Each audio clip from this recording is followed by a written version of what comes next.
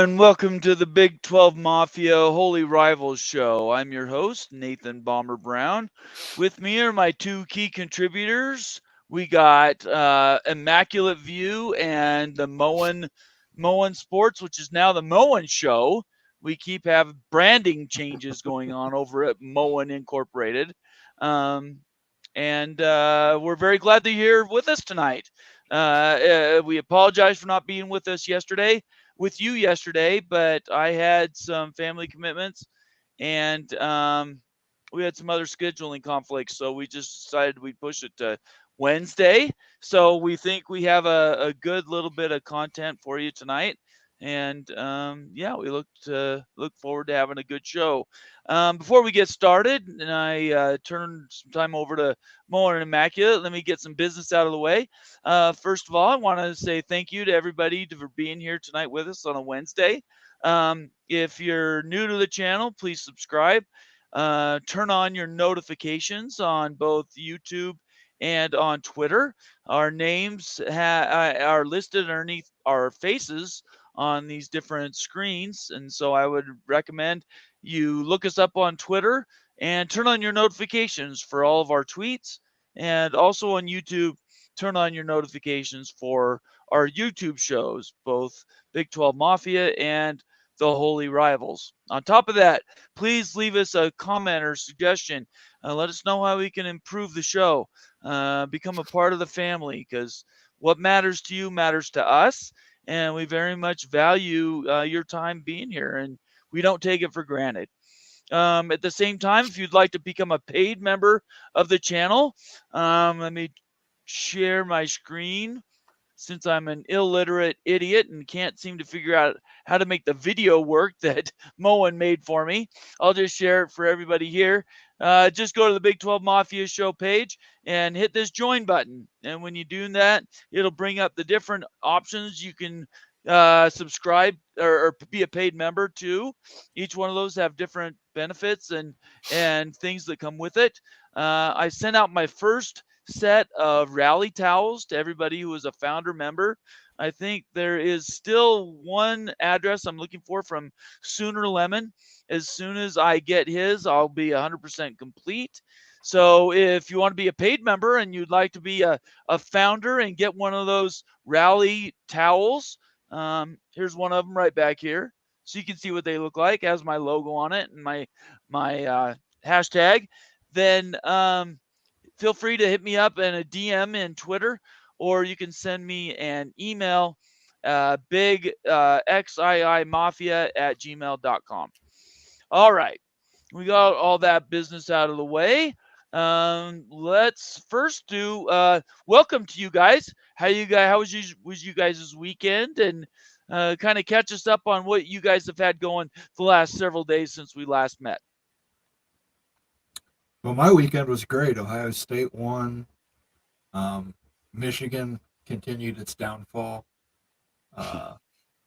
Which we will be talking about in greater detail. We will be talking about in greater detail. We will. But other than spending 4 hours getting an MRI today, it's been pretty nice this week. So, well, you're not in traction right now, so that's a good thing. We will not take that for granted, and always prayers up for you. How about you, Immaculate? You've been very active on Twitter the last 48 hours, as have I. Yeah. Kind of, tell us how your weekend went and kind of where you are today.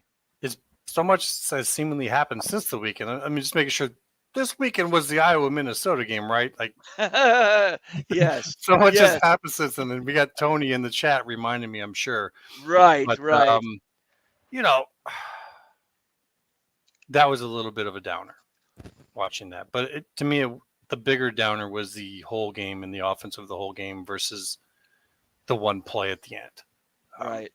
If I was live and in person there, I might be saying a different story, because the people who were there and watching that, I'm sure that was a big downer. But in terms of storylines this week since then, we have just a plethora of choices. I mean, you want to talk Michigan, you want to talk Ohio, Oregon State and Washington State, you want to talk the ACC, that's lighting up. There's just a lot going on. And as you're saying, it's been very busy trying to just do my best give my analysis and opinion. Remember, folks, that's all it is. That's all I'm doing on Immaculate View on Twitter is just giving my opinion, my analysis. Take it for what you will. And just trying to maintain a little sanity while we go through it. So hopefully this week it'll keep going. Well, we do have several topics we're going to go over tonight. We're going to, besides doing our weekly review from the last weekend, since we didn't do that on Tuesday, we'll be reviewing those and the viewership numbers. We'll be doing reviewing those tonight. As well, we'll be going over the Oregon State, Washington State latest. Some news came out just recently, last couple hours, on ESPN regarded to the board seats and the voting, and George Kliavkov getting himself in a mess after a mess after a mess, telling two stories to two different destinations depending on who he's talking to and who's listening to him. He just can't seem to get out of his own way, either in the past or even to this present day. On top of that, we'll talk about Michigan, which obviously is something that's top of mind for everybody. Everybody has a stake in that because how Michigan is treated really should affect all of college football. And the precedent's being set. If they let them skate by today, then pretty much what rules can be enforced later? Almost none, in my opinion. But we'll get to that. And then let's see here. Let me just check the rest of my notes. Move to that point. There's one tweet from John Canzano we'll go over. So before we do that, let's get out some shout outs to everybody who's here early tonight. Nathan Campbell's first one in the house. He says, Bomber, what's the interstate in Utah that runs through Utah and Colorado? There's the I-70, which is down south. That's the one normally taken over from Denver.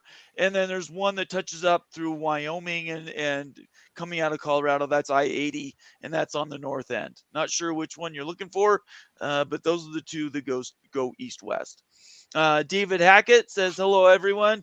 Another great show. David's one of our paid members. Glad to have you here, David. Eugene's in the house. Casting for Chrome, both Eugene and Casting for Chrome are both paid members of the channel. Glad to have you guys here. We have the godfather of all things new kids on the block. That would be Greg Flugar, and Peek Around the Corner represented. I hope the little generals bringing you some pizza bites there, Greg. And I did share with you the link if you'd like to join the show.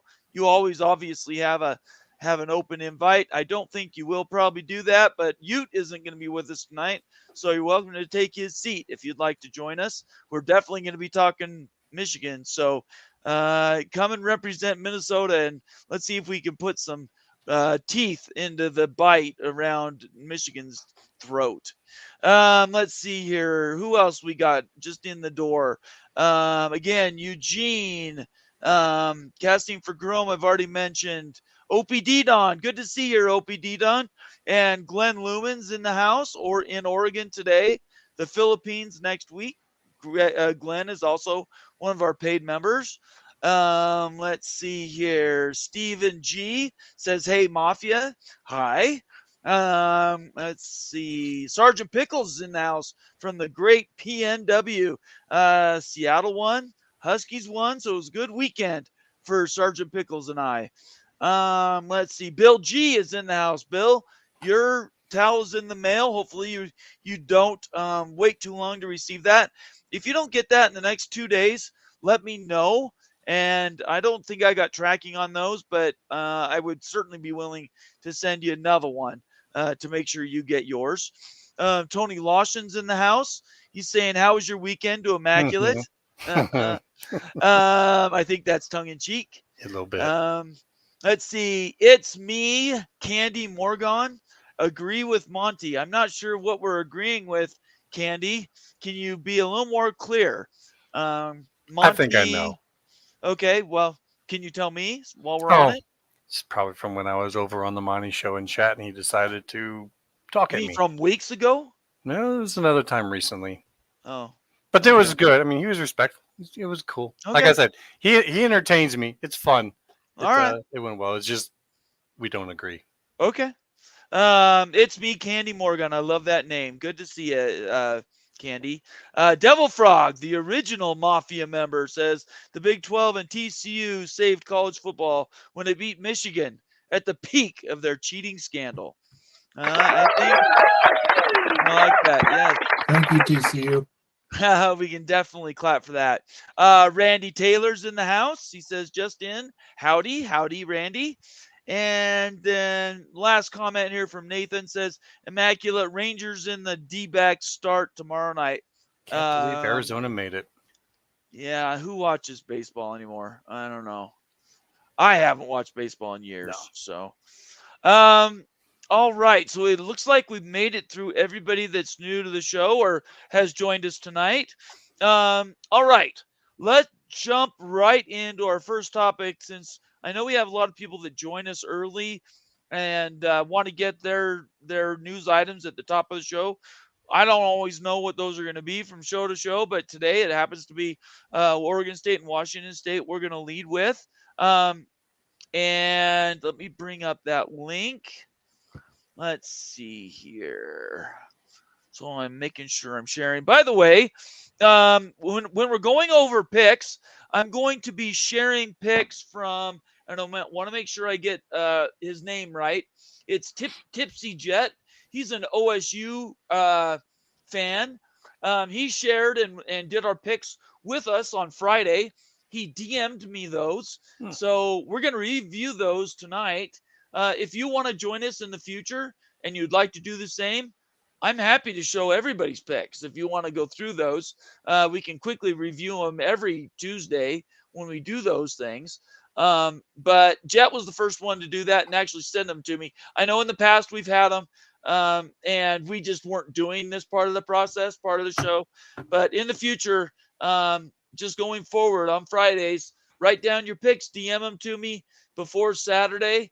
And on the next Tuesday or whenever we review, I'll make sure we bring them up. Jet is going to be sending me an OSU hat, I think he said. I need to bring that up because it's been a minute since anybody sent me anything.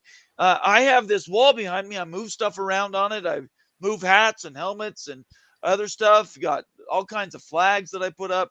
If you guys want your school to be represented, and I still have quite a bit of Big 12 not being represented, for that matter, Big 10 or any other conference, if you want your school represented, you want me to wear your hat or to basically give you recognition for a show or two, send me a DM and I'll give you my address. You can ship me whatever you got. It could be an old hat. It doesn't have to be new. It could be an old pennant. It doesn't have to be new. I just want you to be part of the show, and to do that, you just have to send it to me. I just want to receive more stuff. We've gone a bit stale recently, so I'm just sending out that invitation again. You want your stuff to be recognized, send me a DM or an email. I'll give you my address, and you can send stuff my way. All right, so let's bring up this article that is the OSU WSU asked for court to strip all deporting Pac-12 schools of board seats. Immaculate, why don't you just quickly catch everybody up as what this means and what we're talking about here and why it's important? Well, this is a continuation of what's going on.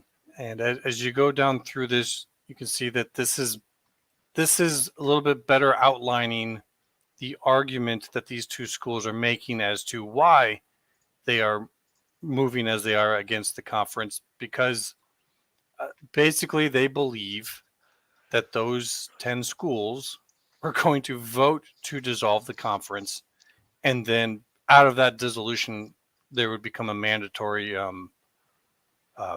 dispersal of all the assets, money, credits, all of that. Right. And so they're moving to strike against this by saying that they don't have the best interest of the conference anymore after their announcements to leave, that they're going to leave. And so then their, I don't know what you're going to call it, corporate duty or whatever on the board, that because they no longer have the best interest of the conference at heart, and there's still two schools that belong to that conference, right, that they have the right to, have an injunction and strike this and basically remove them all from the board. And that's what this is about. And this is the next step in that. I don't know. You got any more about that, Moen? Yeah, the only thing I really found super interesting about it was Washington and Oregon never withdrew from the PAC conference. If you go look at the discovery, what they actually did is say we have no intention of signing a GOR for beyond 2024. Everybody else officially withdrew, but Oregon and Washington, very specifically in their documents they sent over to the Pac-12 board, that they did not withdraw. They did not withdraw. They just said they weren't going to agree to a grant of rights. Right. But, I mean, this is where legalities start to come in. And the argument is we've never given an official statement of our intent to leave. Therefore, you can't use that against us. Whereas others can say you've done plenty to show you do. And there's even a letter that came out here recently. I saw someone post up that they're saying that their intention is to deliver their intent to leave the conference in August of 24. I'm not sure how much that holds up in court. If you're basically putting in writing that you're going to give the intent to leave the conference at a certain date, that in itself is not actually stating the intent to leave the conference. It's just kind of mincing words around like, well, this isn't the official one. Yeah, this isn't the official one, but we're telling you we're going to give you it at a later date. I think you could argue, they would drop that and do their dissolution vote on the very same day. So I don't know. I think that they have a good chance in court, especially since they picked a favorable court. Now, I have, for one thing, I posted the link to that article, that ESPN article. I posted the link in the comment section. I recommend everybody go read the article, get familiar with the data in it, and don't take our words for it. We're just paraphrasing. Just go in and dive in yourself, and you can really sort out what they're trying to communicate there. At the same time, I asked Bob Thompson a couple follow-up comments today related to how George Kliavkoff has behaved during this whole process. And I think this 2 or 3 sentences here, I think, is very telling. He says, Kliavkoff seems more than a little confused, I would say. I have 4 members. No, there are 9. No, there are 10. Actually, there are 12. It is like a who's on first routine. He doesn't seem to be able to even understand the complexities of the conference that he's supposed to be administering. Wouldn't you guys both agree that he just made mincemeat of this whole realignment process for the Pac-12? Yeah, I just think that his whole background, where he came from on the corporate side of things, he probably didn't have to deal with anything like this, where you've got so many different interests, so many different powers, so many different bosses. Right.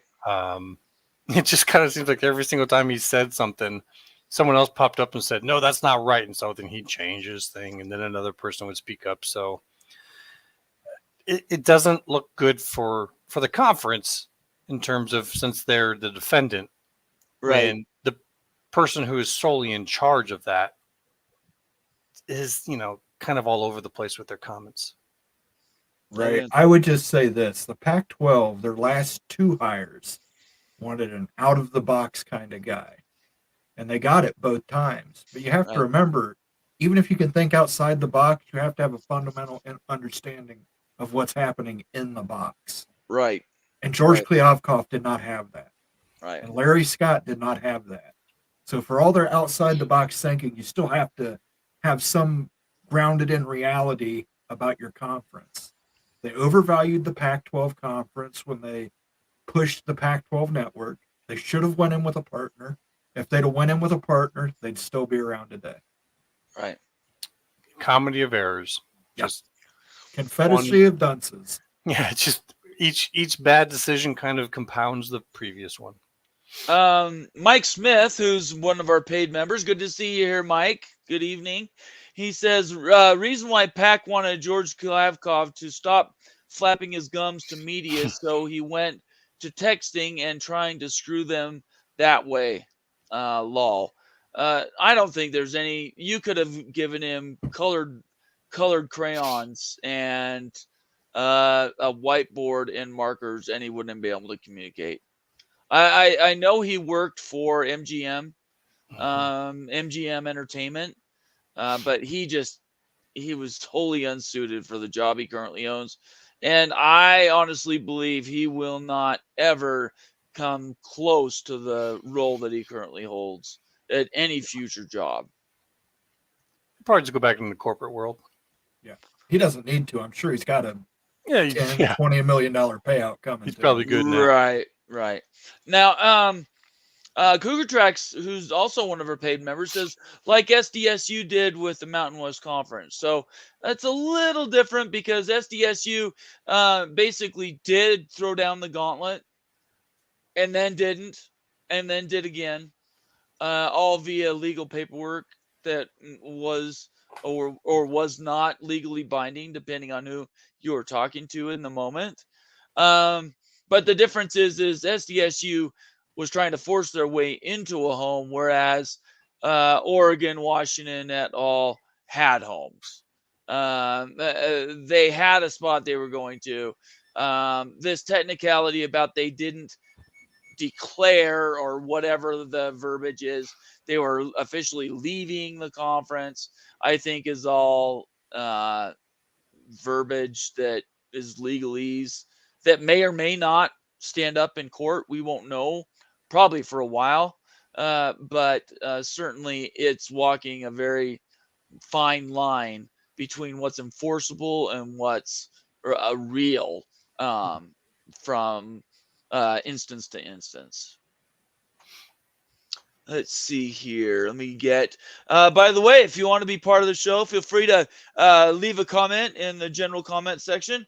If you want to make sure you're like 100% guarantee your comment is read and that we address it as a panel, feel free to make it a super chat. And I read all super chats regardless of their content, unless they have offensive words or everybody knows what that would be. Then I will read those on the show, even if they're silly. If you make a paid super chat, I will always do those. And then if I don't have any and we're still looking for content before we change to a new section, I will read the preferred comments, which are by the paid members and subscribers of the channel. Let's see here. Mike Smith says yes, but SDSU wanted full pro rata. Look, this just boggles my mind how anybody SDSU and at some point in the off season, not during the season, we don't have time between weekly games, but in the off season, we're going to do a full breakdown of the calendar of events and of all the cast of characters in this whole act. The ones that screwed up the most are San Diego State. They overplayed their hand. I don't even know why they even thought they had a hand to begin with, outside of the fact that they were semifinalists in the NCAA basketball tournament. Other than that, they qualified for a bowl game for like 12 years in a row or something. But other than that, what made them feel like they were empowered to literally demand 100% stake in any power conference, let alone the Pac-12. And then on top of that, they overplayed their hand by basically saying, we know somebody's going to take us. It's either going to be the Big 12 or the Pac-12. And that's essentially the kindergartner tell the sixth grader, you're going to pick me to be on your basketball team. It made absolutely no sense. In fact, it was quite insane. And I'm shocked that heads haven't rolled because of that. Because tell me, guys, how is San Diego State now doing in their sports since those declarations? Well, they only have football, and they've got Brady Hoke as a coach. So, and how many wins do they have? I have no idea. They have one win, I One? believe. Yeah, okay. One.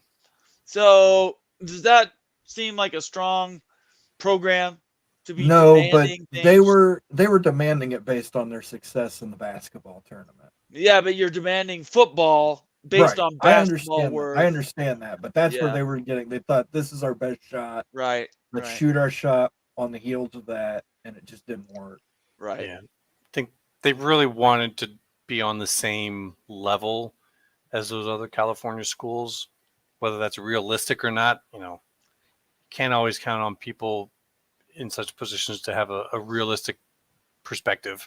They're in their own little bubble, their own little perspective on things, and I think that they probably had some talking to them from both the Big 12 and the Pac, so they thought that they were in a position they could play both sides, and turns out in the end that they actually didn't have a ticket to either side. Nope. And they're lucky the Mountain West let them back in, frankly. Yeah, they really. Sergeant Pickles, who's another one of our paid members, says the presidents, past and present, hold the majority of the blame. We're talking about the Pac-12 only conference. Not to see that feeding the football beast is a requirement for a P5. I would say the moment USC declared they were moving, that Washington and Oregon were never going to sign on again with the Pac-12. My opinion on what really sealed the deal for the Pac was actually Oregon. Oregon went out and scheduled big games out east. They had big games in Texas. They had big games in Georgia. I think that's where they played. And what they did is they showed the networks, hey, a big brand from out west, when we go play out east, we get a lot bigger ratings. And it basically just kind of teased the idea to the networks that these big brands out west that have low viewership out west are much more valuable when you bring them to the east. And that's why I think that was kind of actually the first nail in the coffin. The first big move that killed the conference obviously was USC. But I think where the downhill slope really started to happen was when they saw the value of those brands out east. You want to add anything to that, Moen? No, that's actually pretty spot on when you think about it. Fox wanted Oregon more Yep. than They any had other the numbers. school. They had the numbers. Oregon provided the numbers by those games. So it was just kind of, we don't have to guess. Yeah. Spot on, as usual. A new feature that I came up with this weekend that I think is something that there's going to be a lot of people that might want to take advantage of because they want their voice heard is super chats to join the show on a call. I'm doing $4.99 super chats. If you want to be participating as part of the show for say 10 to 15 minutes, I'm going to allow $5 super chats for that. Just put in a $5 super chat, and I will then give you the link, and you can join the show and be a part of the conversation. This would open it up to anybody for any show. When I post the notification on the scroll below all of us, you would just have to basically put in a $5 super chat, and I'll send you the link, and you can join the show. Get something off your chest. If there's something that's really a worm in your ear that you just got to get out, and you want some feedback on, that would be us. So $5 super chat, and you can join the show. I hope it's a new feature that people will take advantage of, and I think it could be fun and add some additional flexibility to the show. All right. Before we move on, let me see if there's any other comments here that I wanted to bring up. I like devil frogs all the way at the bottom let me see this one. Yeah, sounds like something fun. We need a Big 12 Mafia playoff and top 25 rankings. So I thought about this over and over and over again. It's tough. I think what we'll do is probably next year, Devil Frog. I didn't think I was really had all my ducks in a row when we started this season. There was a lot of moving pieces. Realignment was taking a lot of my energy. But in the off season, some of these programs I'm going to be bringing up, and that's going to be one of them. Is a top 25. We could do it for basketball and football, and I will basically maybe create 10 or 20 voters. We'll keep track of the votes, and yeah, we'll have some fun with it. I think maybe that would be something that people would enjoy. Not that we're very smart, but it might add a little fun to the show. Let's see. Anything else before we move to the next topic, you guys? I think we're good. Okay. All right, then let's move on to the next thing. And the next thing is this John Canzano tweet. Let me bring that up. John Canzano says Oregon State and Washington State chase control and justice. Meanwhile, I'm told Washington has not provided a single document in discovery. Things are ramping up. And then he's listed a column here. I will post the link to his tweet. But what do you guys think about this idea that Washington, Oregon, and for that matter, the rest of the Pac-12 have really drugged their heels on getting any of this paperwork supplied to Oregon State and Washington State? Well, that's not unusual in any legal proceeding.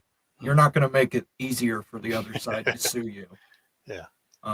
Until they're compelled to do it, they won't do it. Yeah, I agree with him. I think this is more of like a posturing statement, right? You're putting this out, putting it out there, trying to provide a little pressure from the outside, a little under pressure, so to speak. I think he's right, though. I mean, they are pushing for total control of this conference, but I think most of all, I think we're still in the mediation phase, if I'm not mistaken. So this might be some final pressure to try to come to some agreement on a settlement. Maybe that's not possible, but Right. We'll see. Is there, if we're talking about a sense of, and I believe me, I have not raised my kids, have not had fair, was not part of our lexicon in our household. I don't think life is fair. I don't think there is such a thing as fair, to be honest. But there is right and wrong. And I still find it remarkable that these schools that have in-state partners that they've been with for, almost 100 years for each state are willing to just cut them off and let them basically wither on the vine. Don't they have some sort of moral commitment that they should be, because they both get money from the state, they're both publicly funded schools. Don't they have some sort of moral commitment to the people in their states to provide support for their in-state brothers? Well, unfortunately, in Oregon, I just looked into this. Back in 2015, they had both of their schools before that under the same board. 2015, they split them. There is another agency that is empowered to kind of look into this and watch this, but they have been given much more independence from each other. So I don't know. I don't know the answer to that. I would like to think that both schools are a benefit to the state. And while some people say, well, there's a difference between academics and sports, I don't believe that. I definitely believe that sports are I think it was actually Mullen that said this, the porchway. Did you? No, that's a Greg Flugart. That's Greg said it. Sports are the front porch of the university. Yeah, that's the word. And it's true. I think Alabama proves it. Because they're an extreme case. Not everyone gets to that same degree, but it actually can push more students to come to your school, especially from out of state. Right. And so that's big money because those are higher tuition rates. And so it does matter to the health of the school, in my opinion. But I don't want to go so far as to say, morally or anything like that, one school has the responsibility of that. I think that comes from above those schools. So if the schools have been given independence from each other, I think it's the people up above them that are responsible in that. So Isn't that the legislature and the governor? each state is different on how they work that out. Like with North Carolina, we got the board of governors, So I don't know all the specifics on that to their states, but yeah, I think that the people of that state in itself should be a little worried about that, because while Oregon might be the sexy school, Oregon State's the land grant, does a lot of ag work, Right. and that's often very kind of the untouted important school. Same thing here in Iowa. Like Iowa gets all of the love in that, but Iowa State is a very important school, and people don't realize their connection with Nassau and in agriculture and all that, how important it is, but it's a big deal. I would worry about that if I was a resident of Oregon, no matter which school I graduated from. Okay. Yeah, and you want to add anything to that, Moan? Yeah, in terms of Oregon, one of the reasons the University of Oregon's research is so low is in the 1970s, the legislature basically made them take their medical school and make it an independent freestanding university. This is something that the state of Oregon wants, is they wanted these schools to be independent and free of each other, and now they have that.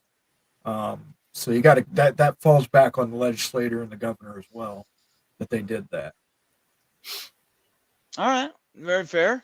Before we move on to the next thing, we're a little over a half hour into the show. If you're new to the show, we're like 55 people watching it streaming on YouTube, and I didn't do the head count on Twitter. Give me 1 second. So if people don't know, I actually stream on Twitter as well. It's something I've been doing for a while, and it's been quite successful. Right now, I've got 5 people watching. It varies from show to show, but you're always have the ability to join on Twitter if you happen to not have access on YouTube. So that's just something that I want to make sure everybody knows about. But now I just forgot what I was going to say. It doesn't matter. It wasn't important. Let's move to our next topic. Our next topic. Oh, I was going to say subscribe. Make sure you turn on your notifications and subscribe and follow on YouTube and Twitter, and then turn on your notifications for both YouTube and Twitter as well. Okay, let's go to the Michigan sign stealing scandal update.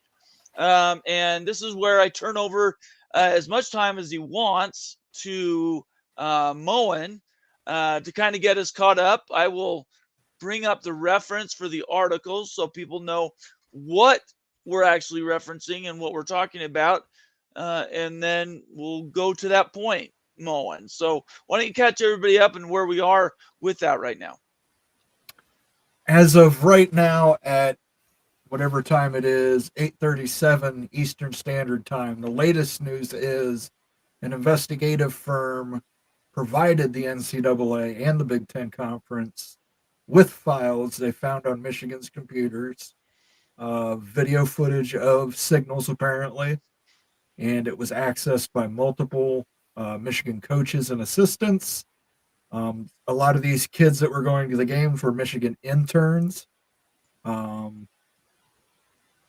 The guy has a 600-page manifesto, and usually manifesto and Michigan graduates don't go well together. So I don't know that I'd be putting that out there, but he apparently is a habitual liar as well, according to some people. But it's bad. It's bad. It's bad because of how stupid it is. And either Jim Harbaugh knew it and he was a cheater, or Jim Harbaugh didn't know it and he's a complete moron. And complete morons are rare. You'll run into some stupid people during the day. Most of the people you run into during the day will do some stupid stuff. But this is high-level stupidity. Yeah, why don't you detail everything that they did stupid? Public Venmo transactions, buying tickets under his own name on authorized reseller sites. The schools have access to that. So the schools can just literally cross-reference your name. Yep.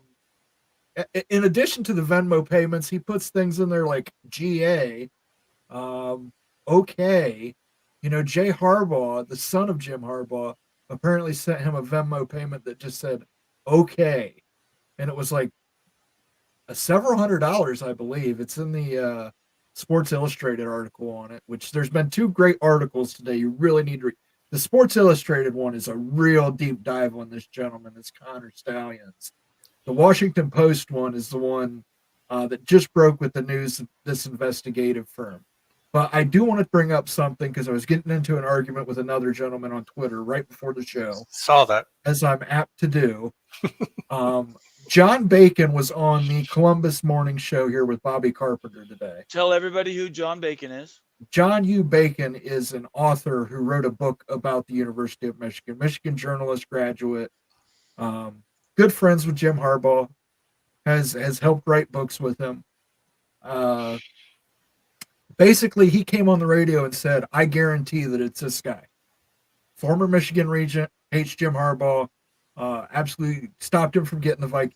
Basically, this guy did everything to Jim Harbaugh except kill his firstborn. And he said, not a shadow of a doubt in my mind, it's I guarantee it's this guy. Well, let me tell you something, John Bacon. That's slander. You can say, I think it's this guy. I have a suspicion it's this guy. You can't just come out and say it's this guy. And you better have some proof. You better have some proof in that, because if you don't, you're going to get sued and you're going to lose. And that's a powerful man too. Like who's right. that guy? For people who don't know, we don't maybe have to say the name, but I mean he's an ex-UM regent. He works for the NCAA. He sits on their board. He's a member of the Vikings group. Part owner of it, their ownership group. Mm-hmm. Yeah, he's not a guy you would want to mess with. And now Michigan fans have taken the tact of, well, the leaker is the worst guy ever. It's a situation where, the leaks aren't as bad as the guy leaking them. No, the leaks are worse than the guy leaking them. You can't blame people for leaking that you're an idiot. I'm sorry, don't be an idiot. If I come on this show wearing a purple wig, I can't criticize people for bringing up, hey, he's wearing a purple wig. Can't do it. When I read the Sports Illustrated article, this could very well be the stupidest person on the face of the earth. It was unreal. I mean, I definitely suggest it's a good 10-minute read, but sit down and read it. It's a free article. It's on Sports Illustrated. We'll put a link up on Twitter, I'm sure. I was just gonna say, if one of you guys would give me the link, I'll publish it. Yeah, I just and I wanted to say, a lot of people are saying, well, maybe Jim Harbaugh didn't know. Well, if Jim Harbaugh didn't know, he's lost institutional control. That's a loss of institutional control if your head football coach doesn't know that sign stealing is going on your sidelines. There was that one picture where there's been multiple pictures now. But the picture that I'm talking about actually showed another coach who happened to have the book that he had with the signs in it that was all illustrated, and it got caught on camera. And it wasn't, but the other guy is also there too. So it shows multiple guys on the sidelines had these signals and were looking at them. So it does look that it was being dispersed throughout the coaching staff. Now, maybe that's done without Harbaugh knowing that. I mean, we kind of had a similar situation happen at ASU with Herm, but I don't think Herm and Harbaugh are the same. Yeah. Well, the other thing is too, if I reposted this, a guy on the Tennessee boards back in December literally broke this story and nobody was paying attention. He had a friend who was quote unquote scouting for Michigan who had free tickets to go see the Vanderbilt game. This was after Tennessee had lost to South Carolina and was no longer a playoff competitor, but he still went and filmed and, and basically the guy told him, I never get to talk to Harbaugh directly. I'm never allowed to directly talk to Harbaugh, but I'm a scout for Michigan. So it keeps getting crazier and crazier. Do I look that stupid? Yes, you do. Unreal how stupid they are. I think Um, the I couple would use things, saltier language, but I just want to show some respect for the host. I I think won't. there's a couple things that stood out to me about how how you measure the stupidity. One of them is they used their own personal cell phones. They didn't use burner phones, which cost like $30 at your local Walmart. You use the phone once, throw it away. You can't track it any way, shape, or form unless you do the second stupidest thing, and that is use a credit card for everything, a personal credit card for everything.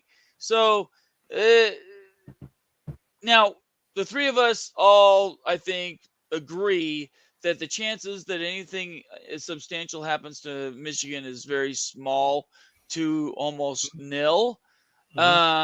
The fact that it was able to, or allowed to happen at all, and people are just basically saying, yeah, it's bad, but oh, wait, we don't want to upset anything. That's where you see the corruption in the system. I don't think so. I think the Big Ten's going to take Yeah. action. Yep. I hope so. Yeah, because I think they're going to have to get ahead of the NCAA on this. And what does that look like? Probably suspension for Michigan. Harbaugh probably will be forced to retire. You maybe a reduction in scholarships, but I don't know if they're going to actually try to hurt students over this. Probably maybe a reduction in the number of coaching positions that they can have. I think they can do that. I don't know, anything else you think they might throw at him, Moen? Just from a they're not conference? going to let him play in the Big Ten championship game. Oh, this year, no. I think the way this even is if playing they out go so undefeated, they're not going to be allowed to play in the Big Ten championship game. No post. It'll probably be a postseason ban thrown in there. The Big Ten has the mechanisms to do that. The NCAA doesn't. They're going to try to protect Michigan long term. They don't want Yes. permanent or long term damage to Michigan, but they're absolutely going to throw down heavy. Otherwise, the NCAA is still going to have a lot of people pushing them to do more. But they don't want outsiders coming in and taking blood out of Michigan. Like that's a big value to the conference, and that's kind of cruddy talk. I know people aren't going to like that, but just trying to give you the perspective that the conference is going to take on this, and they're going to come after Michigan, but they're also going to be protecting Michigan, if that makes sense.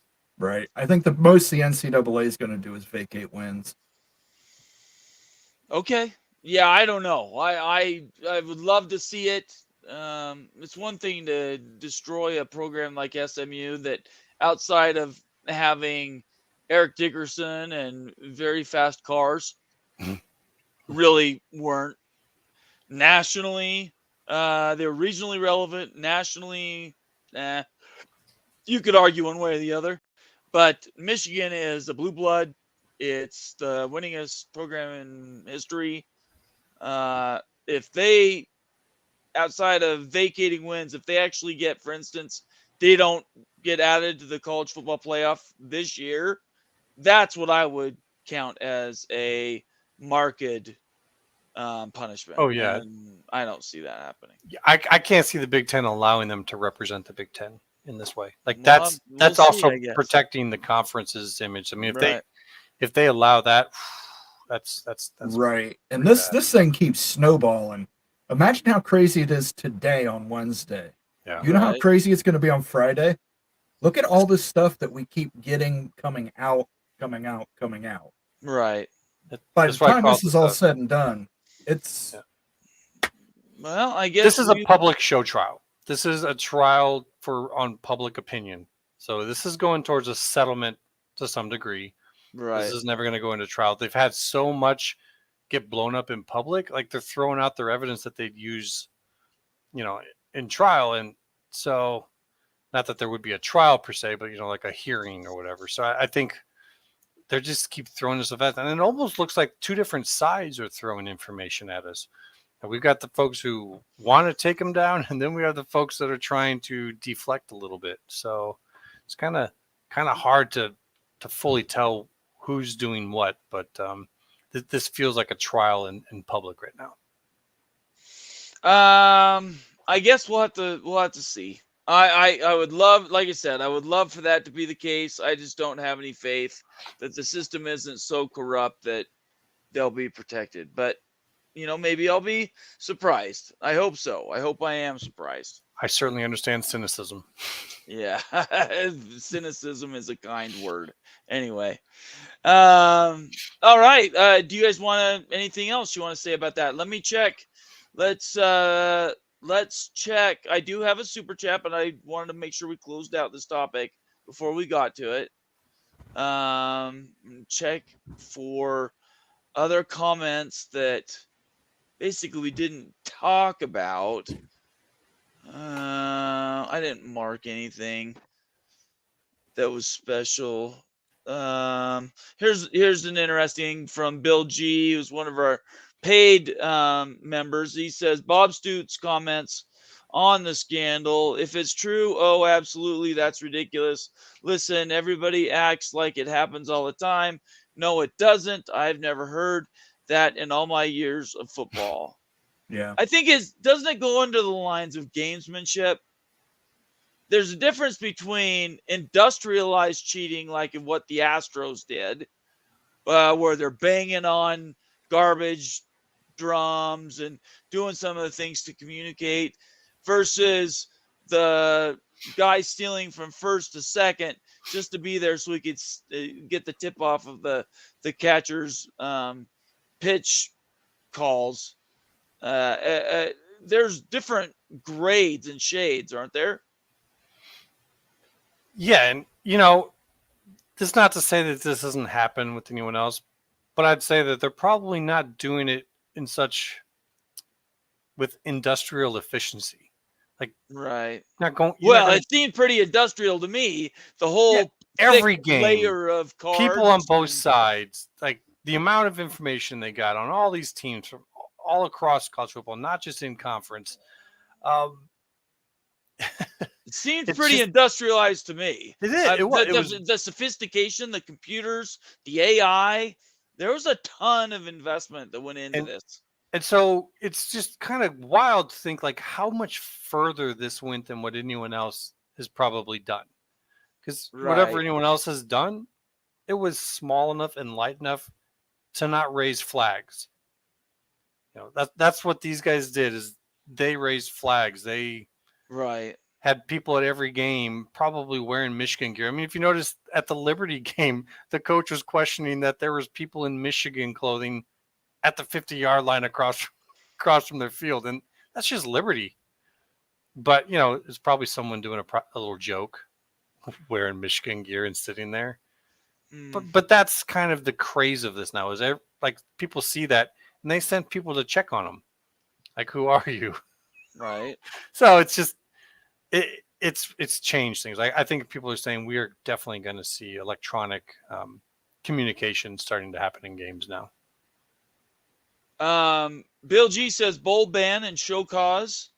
Cougar Tracks, also one of our paid members, says Michigan should forfeit every game there was sign stealing. That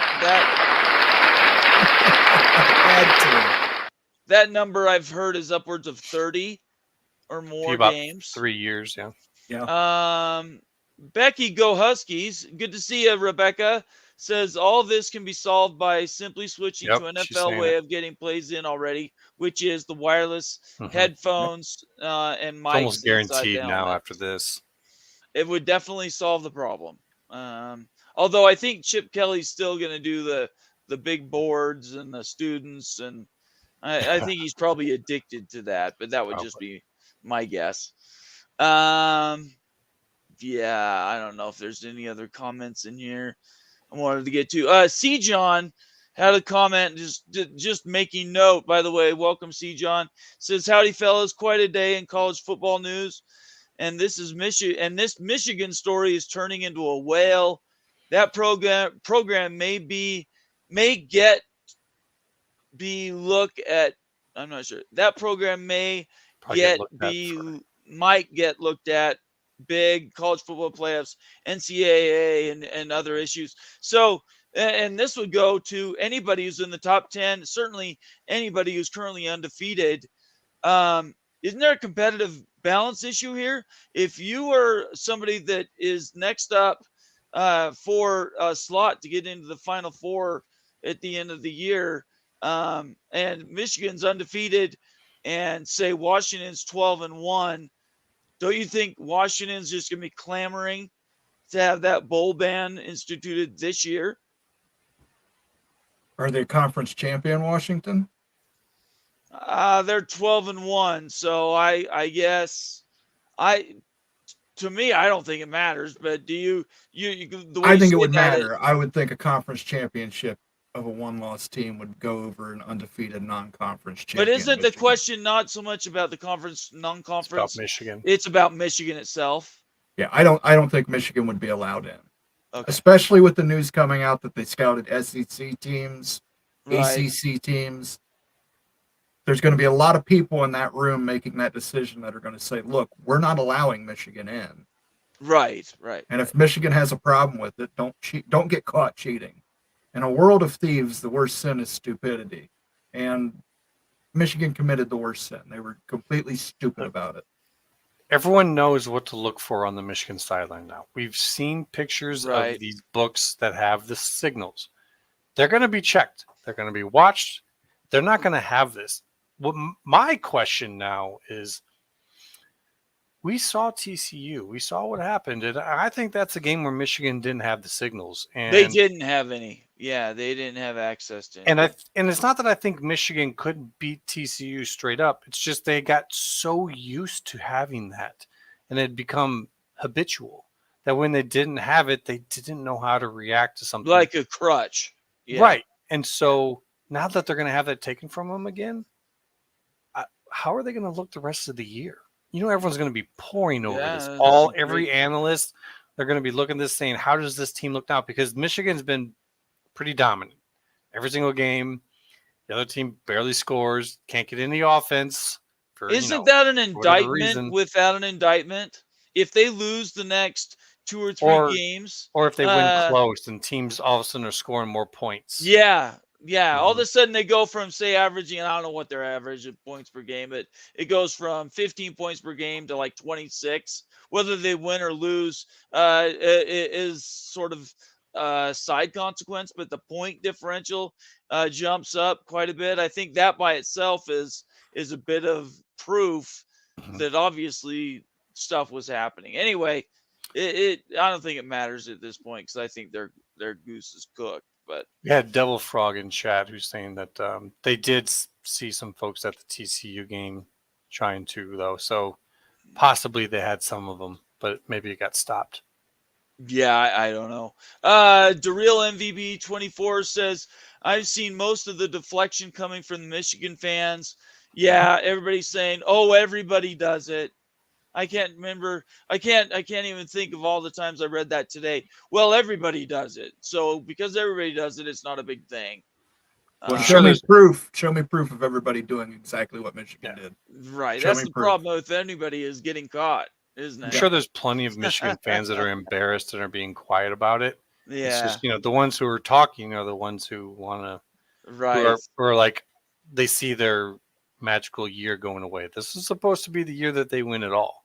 Well, so I think that's pretty much done for. I think even if they won it, it would be under such a cloud that it would be one of those asterisk ones that would have no legitimacy. They're just having a hard time letting go. It's like Yeah. His beeveness says, I know who I'm dressing up as for Halloween. Anyone got a spare Michigan outfit or gear? Yeah, get a hold of the guy that's suspended. I'm sure he's got tons of it. He probably does. He's not using it.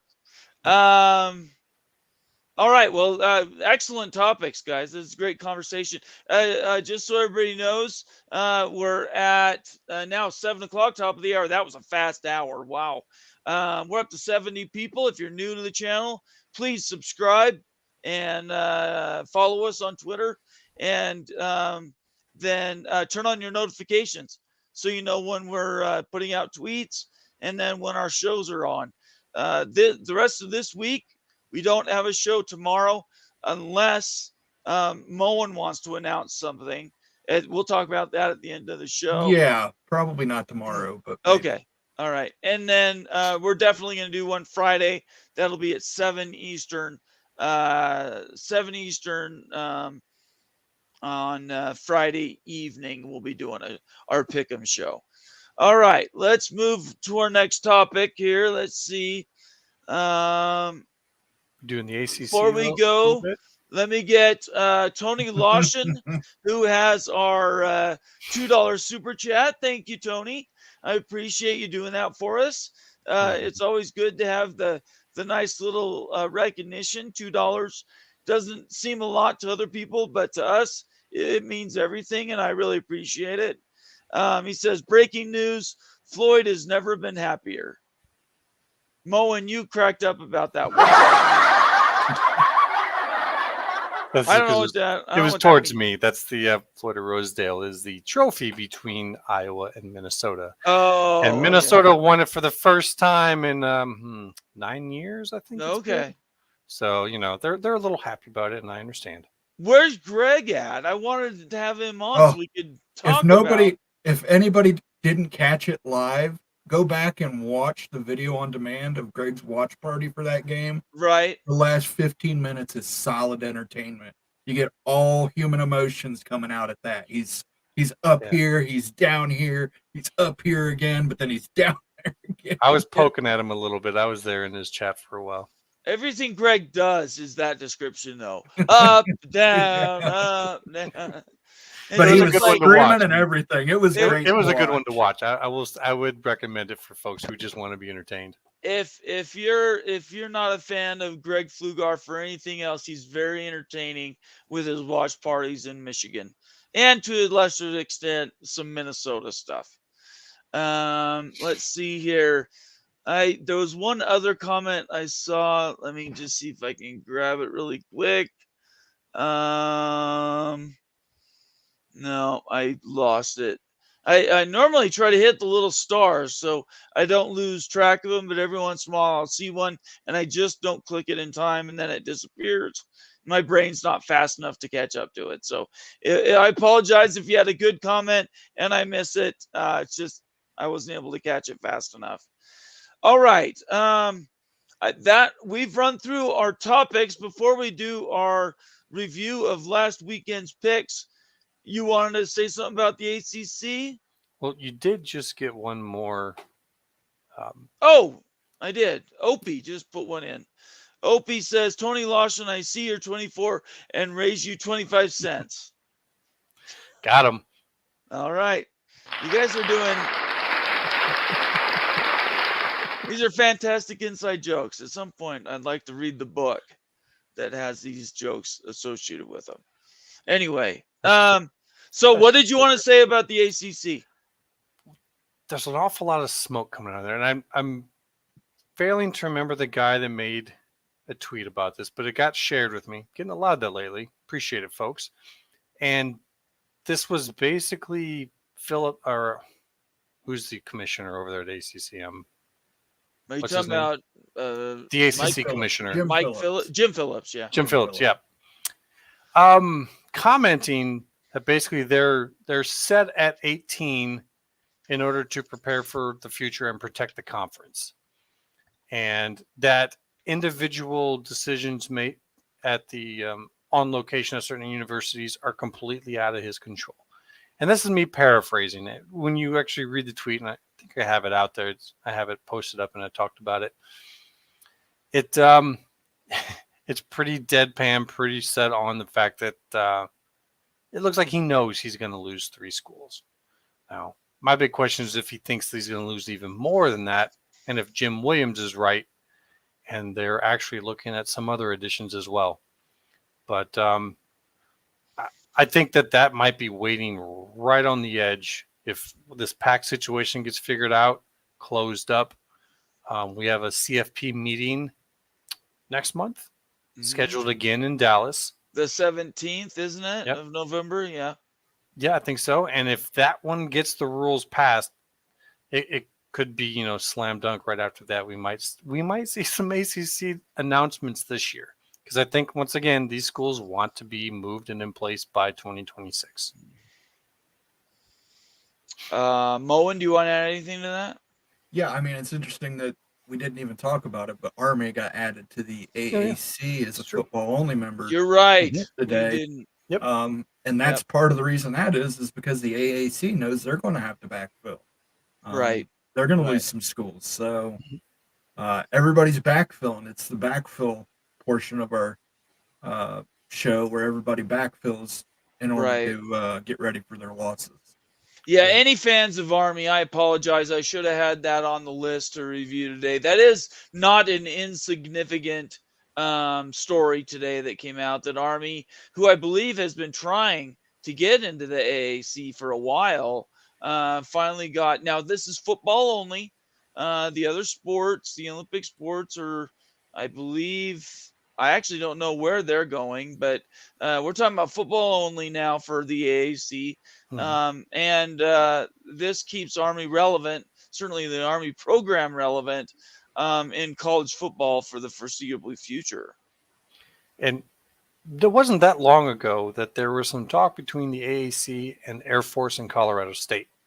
Mm-hmm. I dare say by bringing in Army, the value of an Air Force joining is increased.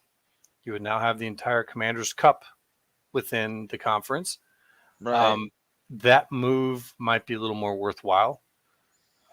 We'll see. I don't know, but that kind of gets me to start looking at Air Force in terms of another addition, because if Jim is right, once again, they're looking at multiple AAC schools. You've got at least Rice and Tulane.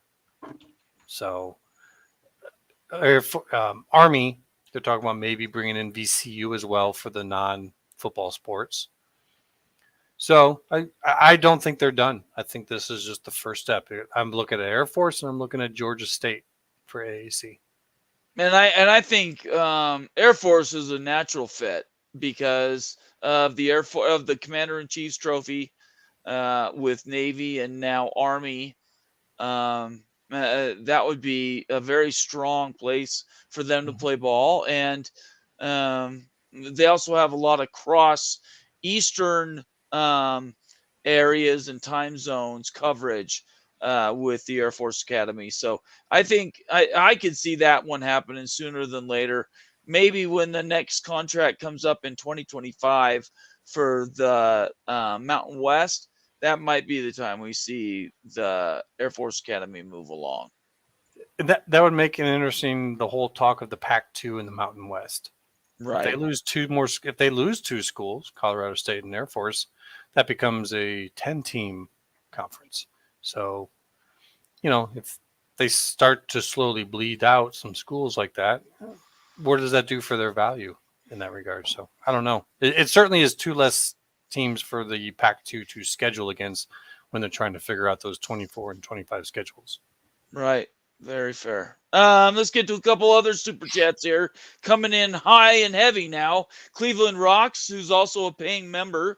Thank you very much for this super chat, Cleveland. It says it's turning into super conferences in the years to come. Smaller P5 schools might get the same treatment OSU and Washington State received. Examples: Northwestern, Rutgers, Vandy, Boston College, etc. Thoughts? Moen. Yeah, you're never going to see Northwestern. You're never going to see the Big Ten kick anybody out, and you're never going to see anybody leave. I don't think they're either in the SEC either. Right. You've got to have winners and losers. I know Immaculate believes Northwestern would leave to join. They're not going anywhere. Northwestern is a solid Big Ten school. They'll always be a Big Ten school. They'll probably always be inferior at athletics, but you know what? We need lawyers in the Big Ten. We get ourselves into so writers. much and writers, and so we need Absolutely. those people too. So I wouldn't say it's probable that they leave. No, I definitely wouldn't bet on them leaving. If I was actually betting money, I just find it to be kind of an intriguing idea that if an elite private university conference sprouts up out of the ACC somehow, right? Well, Northwestern and Vanderbilt fit that mold. Now, whether they would see it as a good move or not, I'm not going to say that. That's just. But it's just something to kind of throw out and talk about.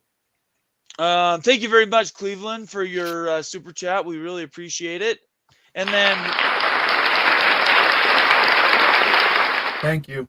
Yeah, right on those excuse me, I got the hiccups. Right on the heels of that, Jared Jones, our other requisite representative for the great state of the Ohio State University. Jared Jones says Michigan has brought great shame and embarrassment to the Big. Looks like it's up to Daddy Buckeye to restore balance to the conference like we have for 25 years. And then he's got laughing emojis. Great show as always, guys. Thank you so much, Jared. We really appreciate you and appreciate your loyalty to our show. You become a valued member of the family, and I can't tell you how happy and I am to see you in chat whenever we boot up one of these shows. Yeah, that's my fellow Buckeye. I'm going to give him. I'm not going to even play the clap sound for you. I'm just Okay. Give you All right. Let's get to our let's get to our picks. Okay. So we had another lively week. First of all, before I bring up the games, just so everybody can see where we at with the game, let me bring up the records. So another stellar performance by Moen at 1-7. Immaculate was 5-3. And Wild Ute and I were both 4-4.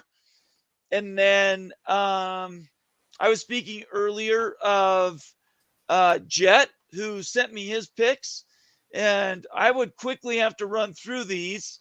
Immaculate, you'll have to tell me. He picked, let's see, Ohio State in a close one. Okay, so he got that one. He picked Iowa by 2.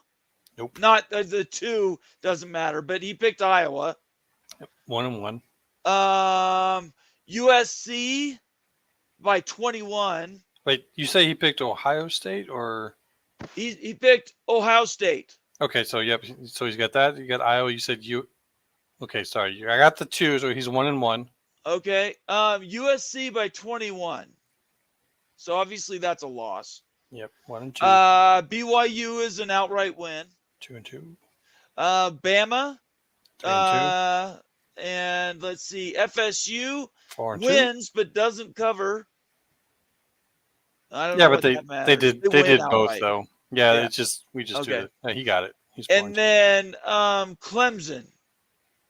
So he went What was his 4-3. record? Did he miss Oregon and Washington State? Let me see if I see his pick. He might have missed that one. Let's see. What was the pick that he might have missed? What was the game? Oregon, Washington State. He is an Oregon State guy. So I'm going to say he would have picked Washington State in that. Well, he would have won because Oregon won, but they did not cover. So what was his final record then? Oh, what did we? I think we just said 5-3. 5-3. But he missed Clemson. Okay. I just want to make sure missed he knows. USC. He missed Iowa. Yeah, so he's 5-3. Final record 5-3. Great job. All right. If you want to be also participating on that level with us going forward, join us Friday nights. We don't post our games before then. So if you want to have your picks listed, you'll have to be part of the show Friday night. And we will review the 8 games that we pick. And you just send me your picks in a DM. And then the next week we'll review them.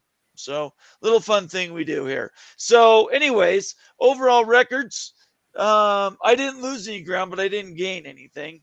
I'm 26-30. Immaculate's 32-24. I still think he cheats. From Iowa, everyone thinks we're cheating. Moen is 18-38, which means he's the only one telling the truth. And Wild Ute is 29-27. So now may I defend myself on this one? Yes.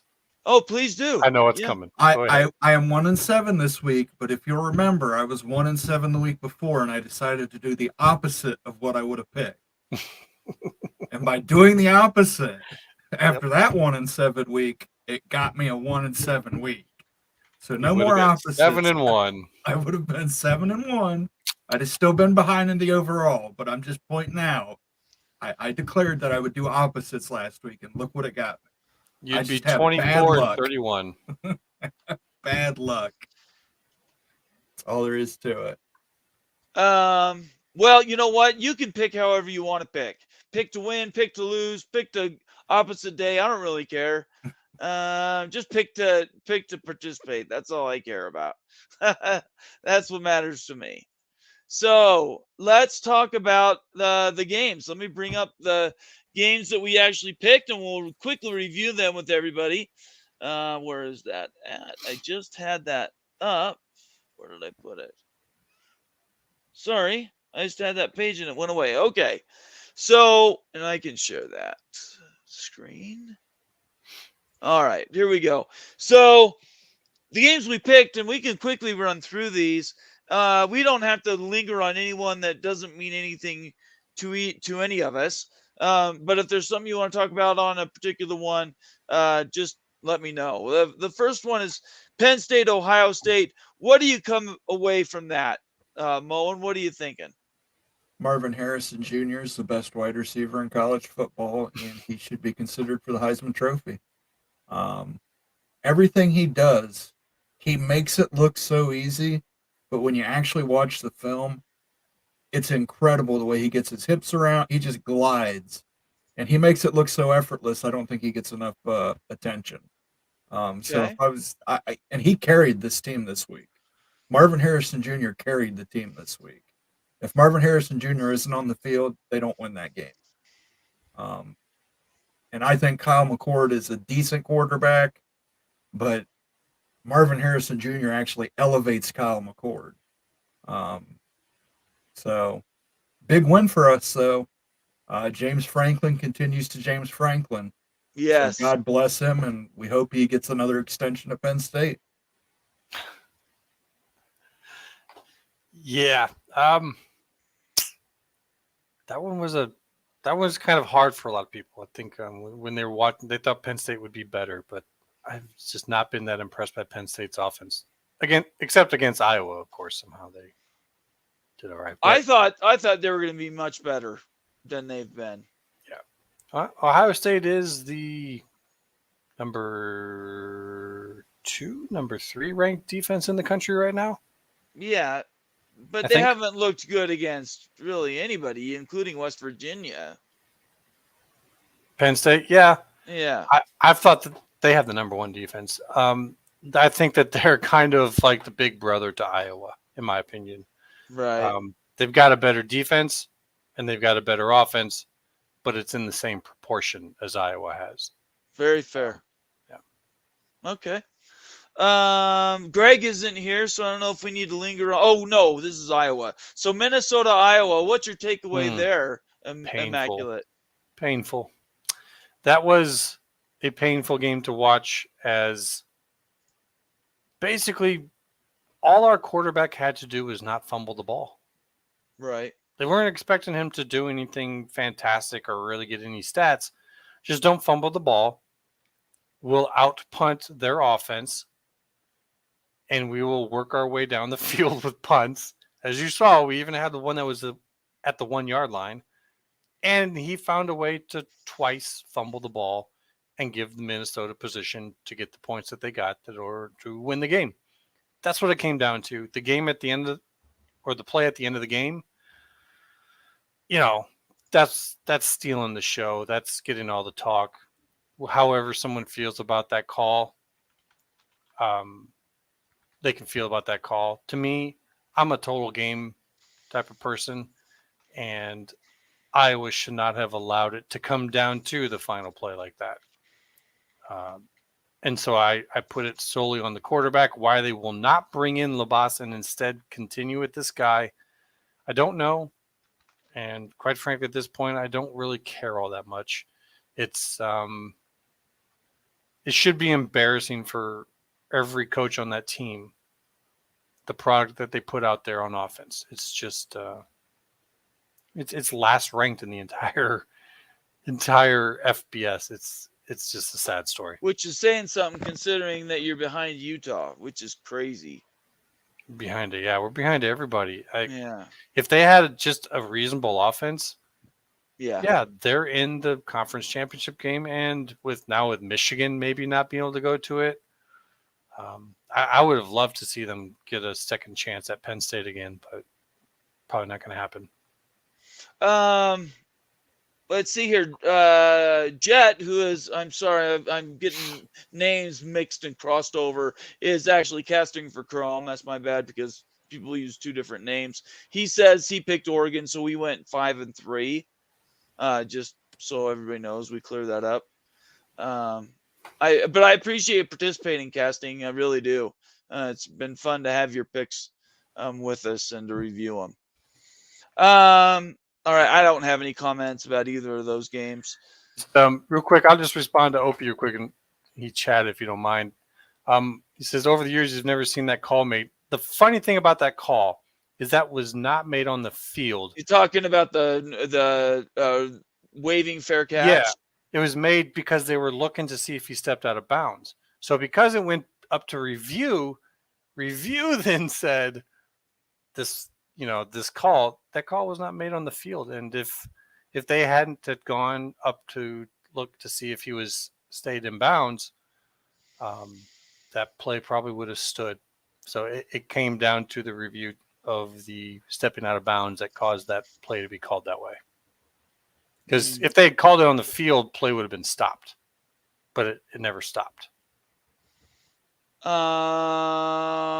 Rebecca says, if Iowa had UW's offense, they'd be national champions. So that should make you feel good. Well, if we had only been able to get Indiana's quarterback to come to us instead of Washington. Yeah. Why would he do that and commit career suicide and not go to the NFL? Why would he do that? I know, I'm teasing. I know. All right, let's see here. Receivers would be great. Utah USC, we don't have Ute in the house. I would just say that I picked Utah and I won this week. But you know what? I just think that he's going to be in a different job next year. USC is a complete disaster. And looking forward to next year, I think USC could possibly be an 7-5, 6-6 team in the Big Ten next year. I don't know where they're going to be next year. It's funny enough. It's looking like Kingsbury. I'm down here in Arizona, so he was a head coach here. Yes. Yeah. Watching him bubble back up right over there, where the whole talk of him possibly becoming the head coach, I think it could happen.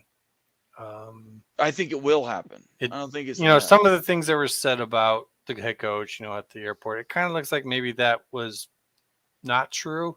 No, that was a made up. That was a made up story. That was an AI generated thing. I fell for that. I didn't know it was. Yeah, AI. It happens. But I don't think it really matters because there's plenty of evidence of things that go on there that he has not done. Yeah. There's some, I don't remember if it was like a dinner or something that the coach is supposed to host and he just kind of bailed on it. Yeah, because he doesn't.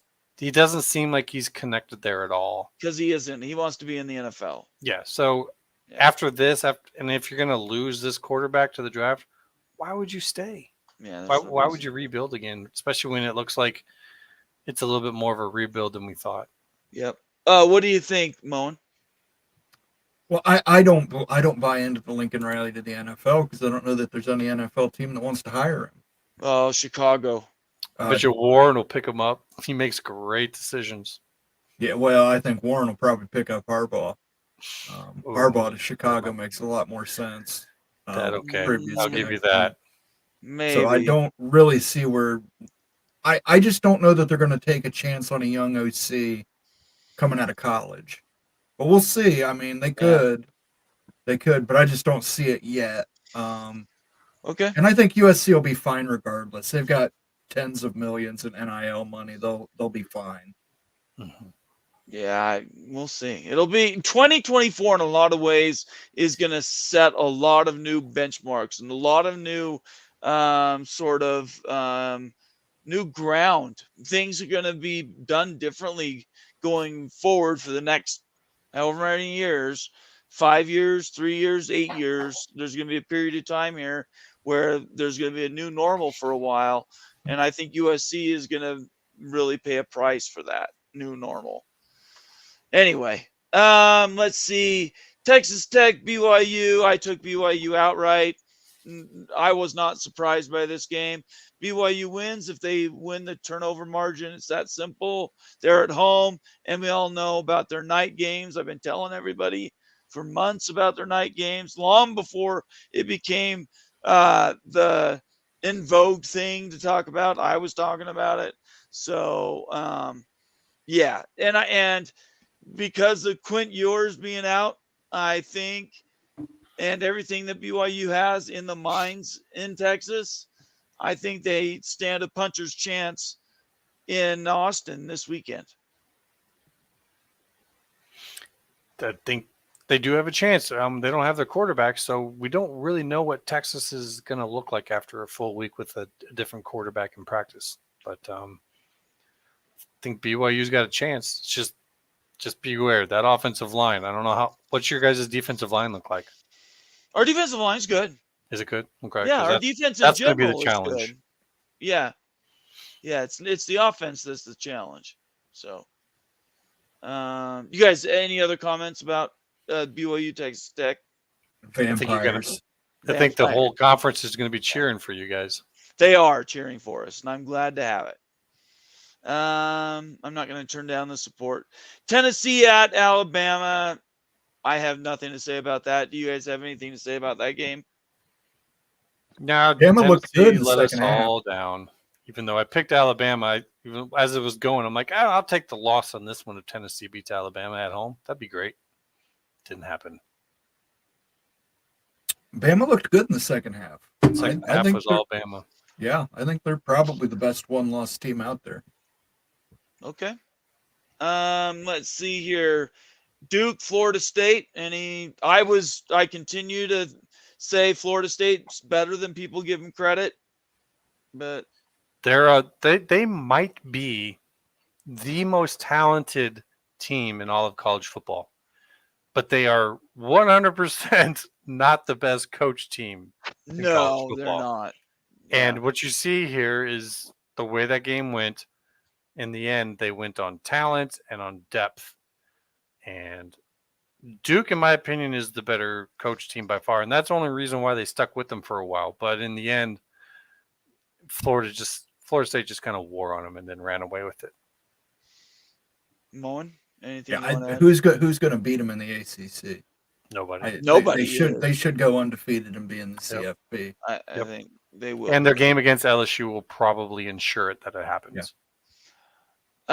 Before we move to the next game, I just wanted to get wrong one. I clicked. Sorry, Rock Chalk or Sawyer. I actually meant to, and that's not even the right one. Where did it go? I hate when they move. Becky says Texas running game will wear BYU down. Possibly. It's possible. Definitely. I'm not saying that that's not even probable. I'm just saying BYU lives and breathes in Texas's heads, and Sarkisian doesn't do great if he's emotionally imbalanced. So, anyway, that's where I leave with that. Washington State at Oregon. Yeah, I actually thought Oregon would win this by more than they did, as when they were coming back and what was the final? Out. I think they won by like 14 points. Yeah, I was gonna say because I picked Oregon and lost. They were going at the end, and they were pushing towards it, but they just didn't quite get there. But Oregon being Oregon, and I was actually surprised Washington State was more competitive in this than they had been in some of the previous games. Yeah, I think we're seeing they weren't quite as good as their early record showed. It makes me question a little bit of Oregon's defense. There's been a lot of talk about it, but I'm not quite sure. Well, we'll find out this weekend. I guarantee you, we will find out this weekend. Any thoughts about that matchup, Moen? No. Okay. Then the last one is Clemson at Miami. I Kind of a don't even know shocker. who I took. Remind me who won. We all took Clemson. Okay. Miami did not have their starting quarterback. We were right about that. Okay. But I don't even know who the second quarterback is, but he came out there and he played well. That Did we team- lose or win that one? Oh, we all lost. Miami won that Did we? game handedly. Okay, I didn't watch it. They pretty much smoked Clemson on this one. And so Okay. I'm kind of wondering if their backup quarterback might become the starting quarterback, even if the other guy comes back, because this was by far, in my opinion, their best game. So I'm not really sure what to think on Miami going forward after this. We'll have to see how they're looking going into this coming week. Yeah. Moen? I would say after UNC had their brain fart moment, Miami looks to be the team that might actually be the only team that might be a threat to Florida State. Yeah, but Miami lost to North Carolina, didn't they? Is So it they're North going to Carolina? So they're going to lose that head-to-head for the if North Carolina doesn't lose any more games, I think they're still in. Where is the ACC championship game played? Is it in the Georgia Dome? It's usually at Charlotte Stadium, isn't it? Is that where it's at? The Pro Stadium there, I think. I don't know. That's why I was Good asking. question. I don't really pay that much attention to the ACC. Because I think that'll really dictate kind of what the competitive balance is for that. If it's Florida State, Miami, I think you'd have to take Florida State in that matchup over and over again. So Florida State plays Miami on November 11th. Okay. In a regular season game. Head to head, they do play then. Yes. Okay. Yeah. It's a rivalry game for them. Well, yeah, I would take Florida State all day. It depends what the point spread is, but this week? No, when they play Miami plays Florida State. There's no way I'd take that Miami team over Florida State. They're not coached well enough to do that. Just depends what the point spread is. That's all. Yeah, that's true. All right, so week 8. Anything else you guys want to say? Wrap up about this last week. It's going to be interesting seeing. I want to see Michigan this week. I want to see what they look like when they're not getting their signals. That's my storyline. They're on bye week this week. So they'll look pretty good. They'll look fantastic. They'll look great. That is so unfortunate. As they keep getting drugged with new information. Why is everyone blowing their load on Michigan on their bye week? We should have had this next week for the game. I think it's now they're going to have an extra week to prepare for not having signals. That's not good planning, whoever did this. Yeah, they should have waited. They should have known about the cheating scandal. You wait another week to blow this when they're not on a bye week. Now they get 2 weeks to prepare for how to play without signals. Let me get to a few comments here I've marked. Cleveland Rock says, please send my apologies to Wild Ute for doubting Utah's chances last weekend against USC. Yeah, I think I learned my lesson from the week before. So who would have thought that they would have found a quarterback? Bryson Barnes. I think they might have next year's quarterback. I'm glad Wild Ute's not here to hear that. Yeah, we're gonna have to. That's gonna be a whole episode. We're gonna do a whole episode where we're gonna break down about that. Rising Barnes. Does he want to such a risk? Go with a 7-year injury-plagued senior who is honestly the toughest guy in the room, but he's done one way or another. Graduate, get hurt, or go to the NFL. He's done. Or put in Bryson Barnes, who would technically you'd have 2 more years with. If I was Ute, and I think I'm going to get ahead of him here a little bit, I think he's going to want Bryson Barnes, but I could be wrong. We'll have to see. Because it's an investment putting your off-season practices into a quarterback. Yep. And if you got Bryson Barnes, who is showing himself without having any of those the off-season practices focused on him and all of that, and he's proven himself to be competent. Yep. I'm going with him. I'm not going with, and that means once again, we're going to have another last year senior quarterback who's going to be out in the transfer portal. And he might be in Provo next year. We'll have to see. There's going to be teams who would be willing to take that shot. Yeah, I think he'll be at USC if Lincoln Riley's still there. That's my Washington. guess. Oh, that would Maybe make me backfill so mad. Penix. That's possible. Yeah, Yeah. there's gonna be a lot of looks. There'll be people who would take that chance because Yeah. they don't have a Barnes who's Can I just tell you the Earth would shift on its axis if Hmm. he came 40 miles south and put on blue and white. I'm really glad All U's I not gotta here say. for this conversation right now. No, we're gonna get into it. He'd be We're gonna losing get it at into you it. guys right now. Next comment here is by Eugene saying, breaking, Michigan allocated Connor Stallions $15,000 for travel and game tickets Joke. to Seriously, that record just came out. live signals of 10 opponents this season. I Is this I real? remember that from the Washington Post article. I don't know that they allocated it to him. Yeah, I don't know. I just this is a link. Um, I marked it. I don't know. Hey, Eugene, if you're still in the chat, could you let us know if that's Do you have a from link the, to that or yeah, something the like that? Washington Post article? Yeah, that would be great. And that goes to anybody out there. If you're watching our show, if you bring up something like this and you want us to talk about it in detail, it helps if you can give us the reference so we can bring up the article and we can review it with you. But anyways, that is an interesting topic. And the last one I had marked was, again, Cleveland Rock saying, Bomber Mac Brown had his annual head scratcher last weekend. He does that about twice or three times a year. Mac Brown, the old grandfather of the coaching ranks, I think. Yeah, I don't know that it says that Michigan allocated it. What it actually says is, in total, these people said Michigan sign stealing operation expected to spend more than $15,000 this season sending scouts. So it's games. a little different. It's a little different. It doesn't say the university actually allocated it. So this is the cost, and now we're trying to figure out where this came from. Right. Gotcha. BR's in the house, a little bit late, but better late than never. Hey, he says, "Hey, doing? all, just got home, and I'll catch up after." Yeah, we've had a good show, BR. I'm glad you're getting in, so you're gonna be able to catch the end of it and then get caught up later when you're watching. Yeah, hopefully you're doing better.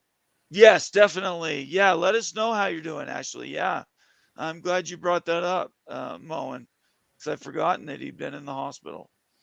Let's see here if there's any other good comments. No, that's not one. I think that's it. So, what do you guys think? What do you want to end up going out on? What's your parting words for tonight, Moen? Let's see how crazy Michigan thing is by Friday. Mm-hmm. If at some point prostitutes get involved, that's about the only way I can think this gets any crazier. Right. It becomes a Louisville situation where there's escorts involved and right and Adidas anything's steals. possible. Anything's possible. It's trending. Yeah, it's very true. Immaculate, anything parting words for you? The Michigan situation has very quickly taken all the oxygen in the room, but I'm not going to let that kind of take all my attention. I do believe that we are now into the scheduled days. I don't have that schedule in front of me, but for the OSU Washington State situation, the court has everything scheduled out. And so I think that we could have more coming on that daily. I know some of the guys in chat probably have a little more awareness on what the actual daily schedule is, but that's I think that's going to be advancing here very shortly, and then with that, the ACC. So I think that despite the fact that we're in this football season, we are still going to get more realignment decisions here this year. So I'm looking forward to seeing some more of that this week as well. For me, I just want to say that we continue to have wonderful football games every weekend. This weekend, again, we have more excellent games. BYU, Texas. Oregon at Utah. Who's Iowa and Ohio State playing this week? Ohio State's at Camp Randall, Wisconsin. Okay, so Night game. Wisconsin. The night game. Okay. And I'm going to tell you right now, the last 2 times they've played Wisconsin at Wisconsin went into overtime. So, Is it Wisconsin, and it's a night game? Yeah, it's a night game. Night games in Wisconsin are very, very difficult. Wisconsin always plays this tough up there. Yeah. And how about you, Immaculate? I don't know if Iowa's actually, are they playing this week? I don't know. That's why I asked you. You're I'm going the through the subject schedule matter right expert. now. Oh, well, am I now? Well, you're doing that. BR just gave an update. He says, much better, thanks. So that's Glad great. to hear it. Glad to hear that, BR. You're one of the family, and we definitely want to hear. If there's anybody out there that does need help, a little extra support, want prayers or anything, send one of us a DM in Twitter, and we'll make sure you get that little bit of extra good will and blessings your way. Immaculate, do they play? No, this is their bye week. They play Northwestern next weekend. All right. Okay. Well, my voice is about gone. I still haven't recovered from last weekend, so I think we're going to shut her down. But I appreciate everybody that's been here with us tonight. Make sure you subscribe, follow all of us on Twitter, and turn on your notifications. So when our next shows are up or our tweets are out, you'll be at the top and in the front of that news. And you can be the one providing the news to your friends and not the reverse.